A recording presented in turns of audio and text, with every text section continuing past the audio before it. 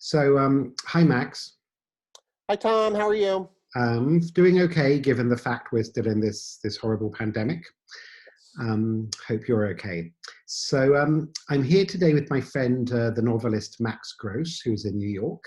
And I think I should just say, for anyone wondering, just to clear this up right at the start, we're not related as far as we're aware anyway.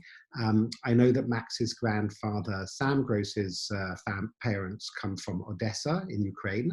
And my grandfather, Abraham Gross, was born in a region of Poland, in fact in Shtetl, which has since been taken over by Ukraine. So geographically, they're not that far apart. So maybe we're distant relations, who knows?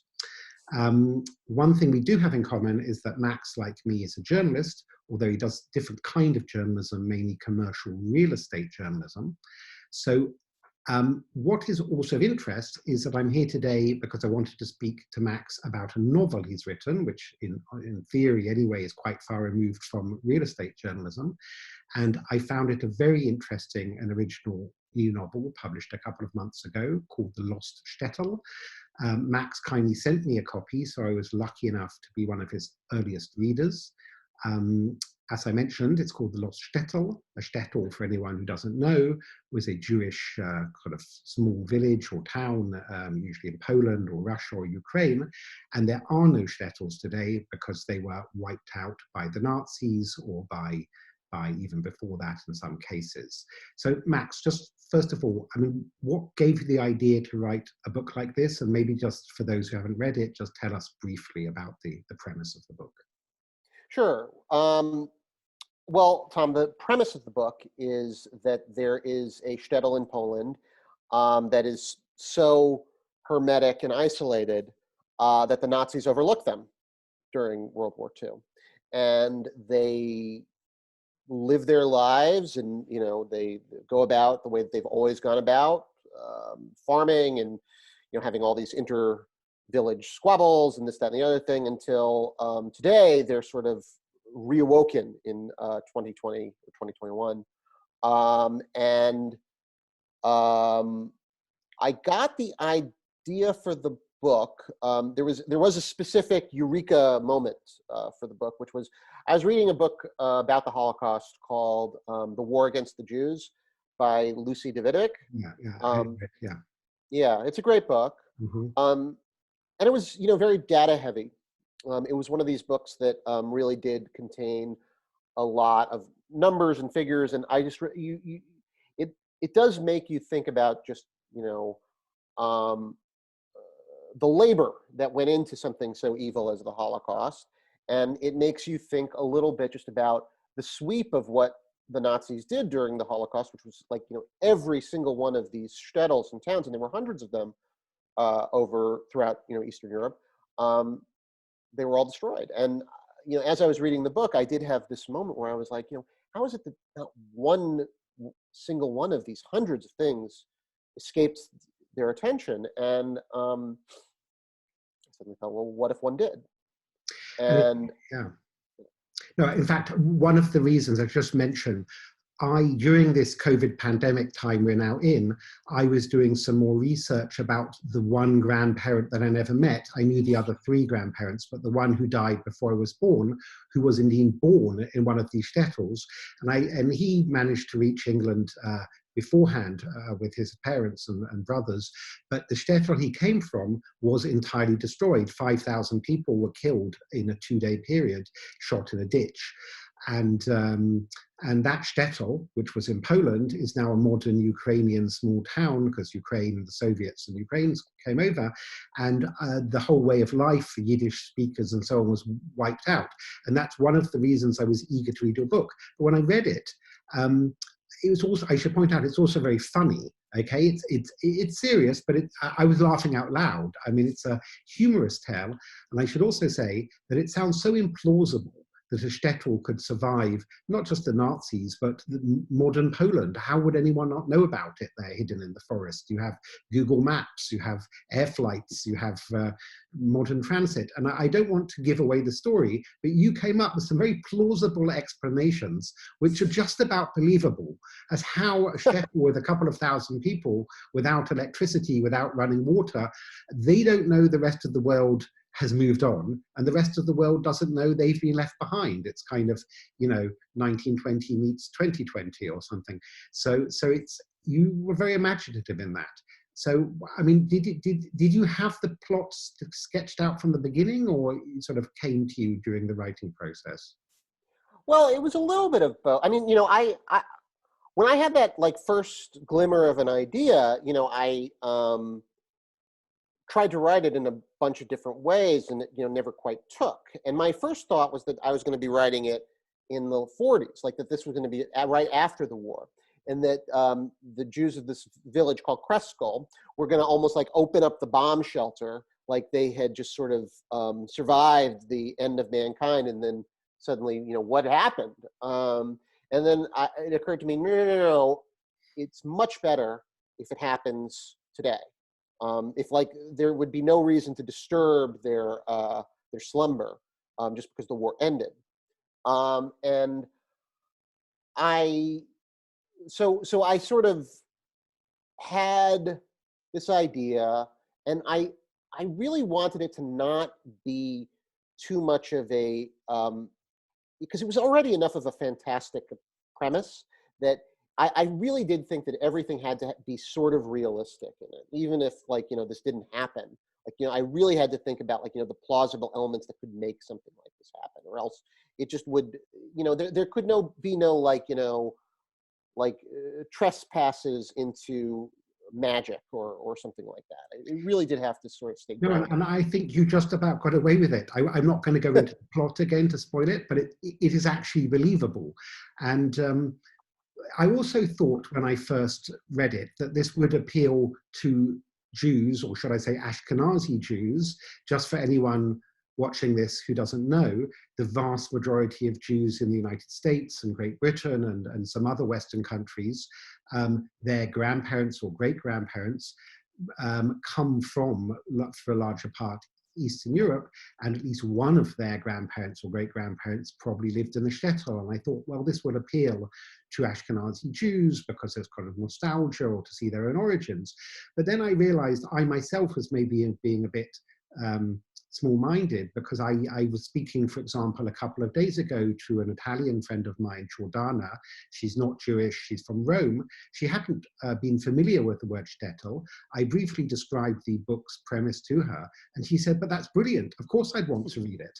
And I said, why? And she said, but Tom, there are Jews in every country. We're all interested in Jewish history, the whole world, not just Jews.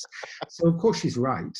And your book is also a book about kind of, I guess, rejecting the modern world or getting left out of the modern world, and it's what happens when people interact with the modern world for the first time, and how your characters, their reaction when they first see cars or traffic signs or two-story buildings or televisions. I think you call them painted boxes and so on, and it's very interesting, really.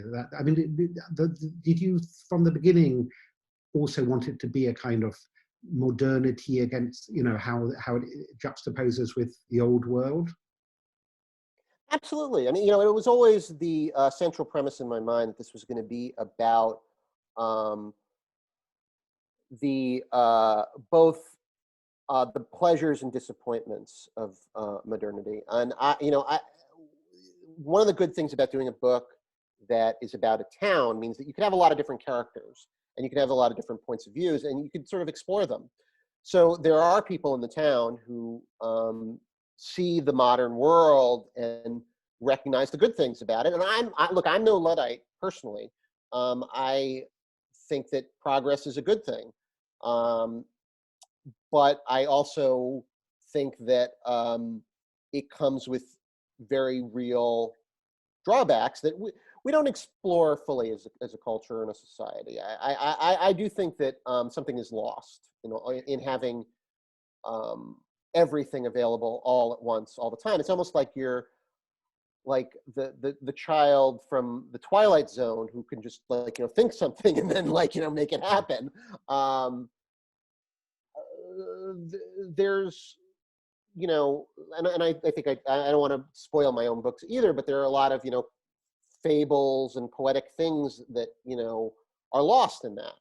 And some of that is something that is answered by religion. I think that religion does keep a lot of myths alive and provides a lot of meaning for people. And debunking it is something that's inherently very painful for a lot of people. And I don't think it has to necessarily be in Judaism. I think it cuts across everything. I mean, what was, Osama bin Laden, if not like a rejection of modernity? What was, a lot of these things, if not like a rejection of the modern pecking order, technology, and a lot of other things that are very puzzling for a lot of people. On the other hand, you are a secular Jew like myself, I am. and it's quite something to write a novel that's basically set in an Orthodox Jewish Yiddish-speaking shtetl. And I think you got it right as far as I can tell. And just like, I think, I know from our past conversations that you had never been to Poland or indeed Eastern Europe before you did your first draft of the book, and you actually went to visit Poland during the writing process. We'd already done a first draft. I have been to Poland 3 or 4 times, and I've been to most countries in Central East Europe. And I think you also describe Polish society, modern Polish society, and you've got various Polish characters, both good ones and less savory ones. And I think you've got it right. But I mean, it's quite ambitious to start writing about a shtetl in Poland without having been to Poland or being religious or speaking Yiddish. It's true. Well, I look, as you say, secular Jew, not religious. My family always regarded it as Jewish of them if they were eating a bagel on Yom Kippur. That's showing our roots. But I had always been fascinated with orthodoxy, with fanaticism of all kinds, and when I was, just as a kid, I was reading like Isaac Bashevis Singer novels, and really enveloped in that world. And after college, I moved to Israel for a year. And, I was in part of the Arad Arts Project, which was not, that orthodox project, like, nothing, we weren't like, brainwashed or anything like that. But I spent a lot of time with a lot of Orthodox people in Israel. And just for anyone who doesn't know, Arad is a town in the desert, in the Negev desert. It's very hot and dry and a bit isolated. Although I have to say, Israel's greatest novelist, or one of the greatest, Amos Oz, who passed away a year or 2 ago, he lived in Arad because of breathing. It was better for his breathing situation to be in that dry desert heat. But Arad is also is not a slightly unusual place, but. It is. Yeah, now a lot of asthmatics live in Arad because of the dry weather. It was interesting. I was like a few minutes from Beersheba. And in Israel, nothing is that far away. So you would go to, Jerusalem or Tel Aviv on the weekends. Haifa was a little bit farther away. So that wasn't like a one-day trip.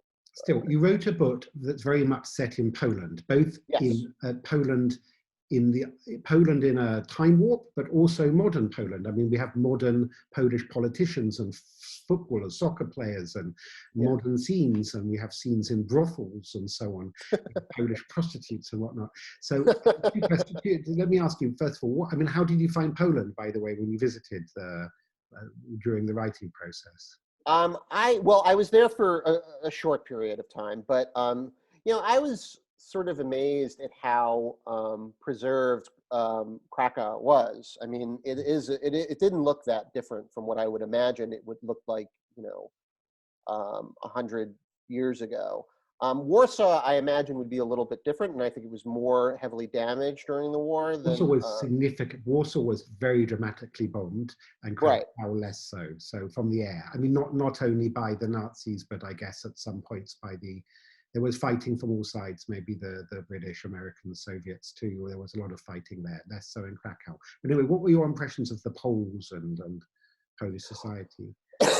Well, I should say, look, probably no, I've had much more interactions with Poles in America than I did in Poland, just in the sense that I have, Polish friends, and I have friends who've lived in Poland before who I would, talk to about what was going on in Poland. And, I would say that there was a very dramatic, that is one thing that I thought was very interesting that happened during the writing of this book. I think that Polish politics in general took a very hard turn to the right in a very nationalist and very worrying way while I was writing the book. And I was keeping it on top of it. Not, not like I was with American politics, but I certainly was like, paying attention to, all the things that were happening and all of the, sort of hoaxes and fake news things that were also I part think, of. yeah, you've got elements of modern Polish politics sort of woven into the book. Let me just ask you something different for a second. I know, I mean, you've got a happy, good marriage, and with, your lovely young son, Harry, but your book actually starts off with a divorce, and the only really, true love story in the book develops in a brothel. So what gave the idea to start a book with the divorce, basically? Well, I'll tell you something, Tom. So the character of Pesha, who's the main character, and I'm not spoiling anything because, this is like right at the beginning of the book, the divorce. That part of Pesha's story, not all of Pesha's character, because she's, I think, sort of her own creation, but I dated a woman who was a former Hasidic Jew. And, we didn't go out for that long, but long enough so that I got to know her pretty well. And we talked about her life in, I think she was living in Crown Heights or somewhere, one of these like very, very ultra-orthodox neighborhoods of Brooklyn, maybe Midwood. And she was married, and she was married to a brute, somebody who, was physically abusive. And she went to the rabbi and said, like, this is happening. He broke my arm or whatever he did that was, terrible. What do I do? And the rabbi said, well, maybe the problem is that you guys don't have children. And those who have read the book will recognize the scene from the Law of Shtetl. But it was a revelatory moment for her that she, not only needed to leave this husband, but that she was leaving Orthodox Judaism altogether. Yeah. I mean, I know we've mentioned before, but the Netflix big hit show Unorthodox of a few months ago, which is a 4-parter, which came, they made that after you'd already written your first drafts of the book. It also has, at the start, a woman who wants to get away. He's not beating her, but she wants to escape. And the rabbis also say, you've got to have a baby, everything will be fine if you have a baby. So it's a bit similar. Yes. I haven't seen Unorthodox, I must admit. I know that, we've talked about it, and other people keep telling me that I have to watch that, and Shtetl and American Pickle. The Ultra-orthodox are having their moment, it seems. They are. Well, what about the fact that, as I mentioned before, you're actually the editor of a commercial, what's it called? It's a real estate. Commercial Observer, which is a New York real estate publication. I know in the past that as a result, you've, had, I don't know, been friendly with or seen on many occasions people like Jared Kushner, anyone who can't remember who he is, was successful in the New York real estate business, but went with his father-in-law, Donald Trump, to work on political matters for the last 4 years. Anyway, how does being a novelist about, set in shtetls in Poland fit in exactly with modern Manhattan or New York real estate? Right? I mean, it's quite a different kind of writing and a different subject, or maybe it isn't, I don't know. It is a different subject. I also say it's not just that Jared Kushner was somebody that I reported on, but Jared owned Commercial Observer up until about 4.5 years ago. So I actually knew Jared fairly well. I haven't spoken to him, since he went into politics, but back in the day, I knew him fairly well, and his father, Charlie, and his brother-in-law is the chairman of the of Observer Media, so I see his brother-in-law all the time. You know, I'm not sure how much overlap there was in that part of it, except I will say that the community of real estate, it's all so close to each other and so small. Like the number of people in New York real estate, like, you know, there are like 200 of these like billionaires. It's like a shtetl of billionaires, basically, of these. And which the Trumps, obviously that's how the Trumps and Kushners somehow, got together. Ivanka, I'm talking about, in that real estate circles, I suppose. I'm sure that, yes, that is the story that I've heard. But they're all like, it's so funny. I mean, like, look, Kushner, back when I was at the New York Post, which was before I was at the Observer, I used to see, Trump would come into the newsroom sometimes, like say hello to the gossip people that he knew. Like I remember him like stopping by Braden Kyle's desk and just being like, "Okay, Donald Trump is in here. This is weird." Right about me, or maybe that's before Twitter got going. Right. What did you speak to Trump? What was he like in those times? I've met him like once or twice, but not really. Okay. I know his assistant. I knew Rona Graff. I think I still might have her number somewhere. It's been a while. I haven't called it in 6 or 7 years at least. And so let's just go back to the writing aspect. So you edit this real estate publication, but in the meantime, you spent several years writing this novel. Is it a different kind of technique of writing, or I mean, did you have to? Is it almost like two different things, or are they actually the same? I don't know the word. Is it the same skill set to write a novel and edit a real estate publication, or it's almost like two completely different jobs? Well, the editing, I'm not sure. I mean, look, I believe very much that fiction writing is 90% editing. Like basically all you're doing is rewriting, because you get something on the page and you've got it down and you see how terrible it is and you spend most of your time just making it better. At least that's what I do with my fiction. I always thought that fiction was my calling, what I really loved, what I always wanted to do. And journalism was, to a certain extent, a means to an end. But I do believe that there is a great deal of confluence, if that's the right word, between the two. Not just in like putting words down, but journalism was a very good teacher.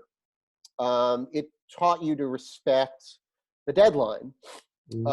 It teaches you to say what you mean and just like get it out as quickly as possible. But the other thing that I always thought was very, very valuable about journalism was that it really did force me, and I've been doing a lot less of it since I've been an editor as opposed to a reporter, but it forced me to really get out and see people and meet people and hear very different stories. So, my first job in journalism was at the Forward newspaper, which your Jewish readers might recognize, and maybe not others, but there used to be a Yiddish newspaper called the Paved newspaper, which was the biggest Yiddish newspaper in the country. And about 20 or 25 years ago, they started an English version of it, maybe even 30 years ago. And that was my first job, was working there. And I was just there. I had what I called the freak beat, because they would just put me on any story that they, couldn't quite classify. So I would be like doing stories about the guy who was trying to found Jews for Allah, which was, like there was a Jews for Jesus movement that happened in the 1970s by a guy named Moshe Rosen, which became, hundreds of thousands of people like ascribed to this.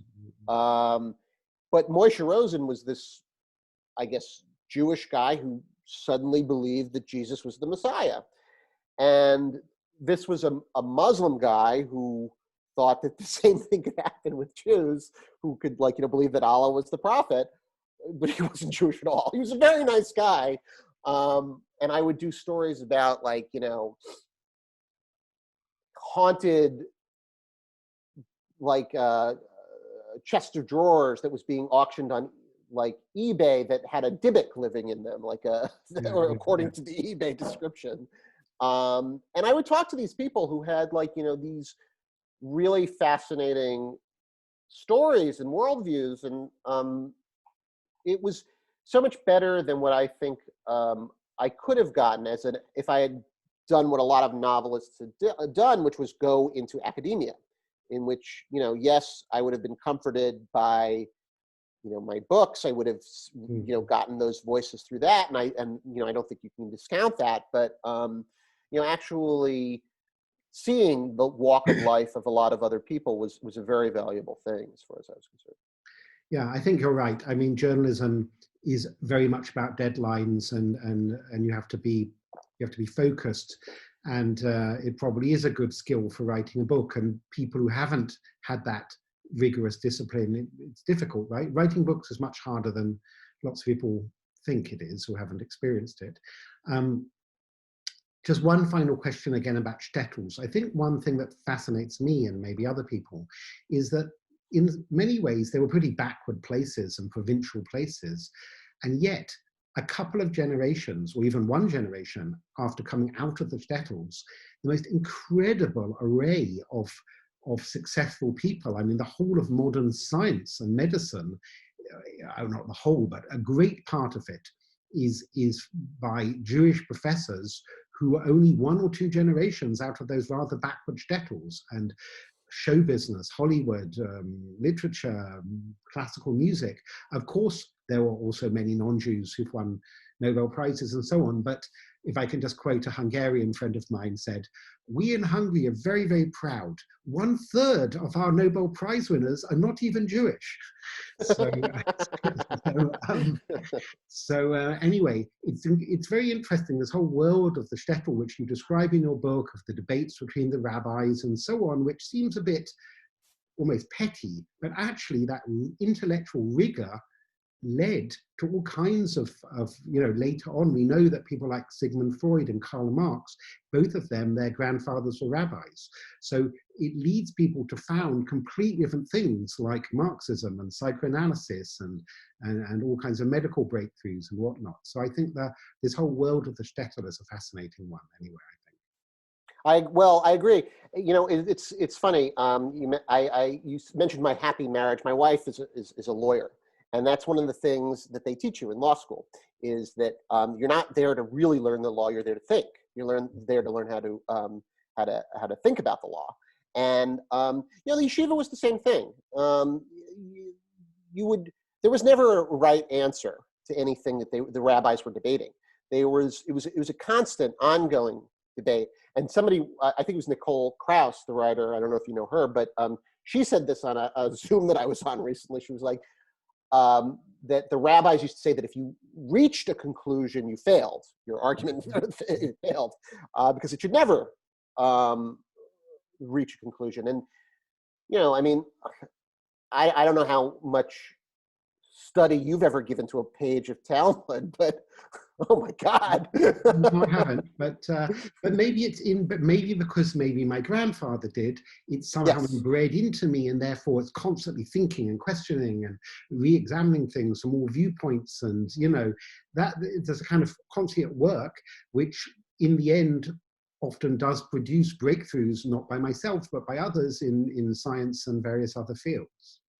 Yes, well, I like your mind has been, it's not just your mind has been trained in the gymnastics of this kind of thing, but I think that it also has something to do with the reverence for the written word that really does get passed down. I don't know if you've seen this whole Fran Lebowitz documentary that's been on Netflix recently, but it's great. I really enjoy it. It's like a one woman, My Dinner with Andre. To have a very dated reference, but a movie that I always love. Not quite, but anyway, she says that the one thing she could never throw out was a book, and that when she picked up a book, she dropped a book on the floor as a kid, and she picked it up and she kissed it. And her mother was like, "What the hell are you doing?" No. The people of the book, Yes. And in fact, on that happy note, because we have to end, I'm very happy to see a good bookshelf behind you. I should just point out, I also have many, many books, but just because of the Wi-Fi here with my Zoom connection, I haven't got them behind me. But certainly your book is got a good place on my bookshelf over there. So I hope to speak to you again soon. All right, good to talk to you, Tom. Yeah, Thank you so much. you're welcome. Okay, have a good day.